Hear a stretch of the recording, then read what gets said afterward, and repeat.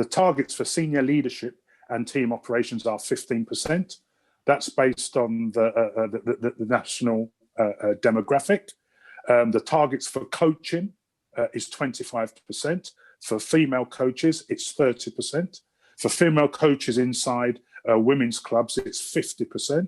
So there's a rationale behind the thinking, and that's in accordance either with the Office of National Statistics or with the playing base, because for players, it's at 25%. So we've done the coaching targets at 25%. And for the 15% for the senior leadership and team operations, that's in line with the national demographic. So that's under the Office of National Statistics. So there is a consideration around these targets. It wasn't just plucked out of the air. So they've been given really careful consideration. Can I ask you a personal question? How big a burden has it been for you for representing so many that play the game in the top roles in the boardroom? I suppose the burden's been there for 30 years since I've retired from football. I felt the burden as being a minority black player.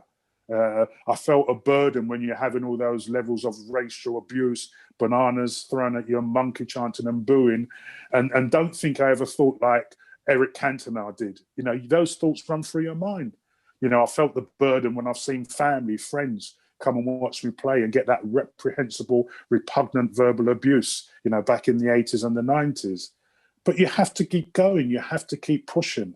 And all I've wanted to do in my life is be as a successful footballer as best as I can, but then thereafter to make a positive contribution and give something back to my community, something back to football, and try and be what I've always tried to be on or off the field, is a change agent in society and also in football.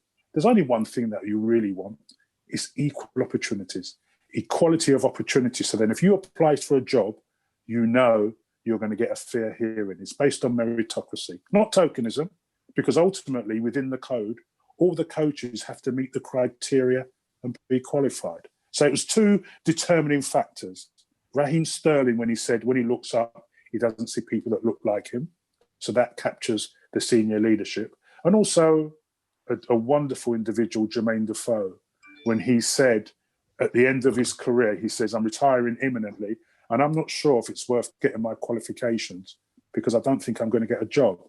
And that really resonated with me. So I just thought, you know, and I know the world's been living in the most extreme, brutal adversity, and many issues around institutional, structural, systemic racism have been discussed, and social inequity, social injustice.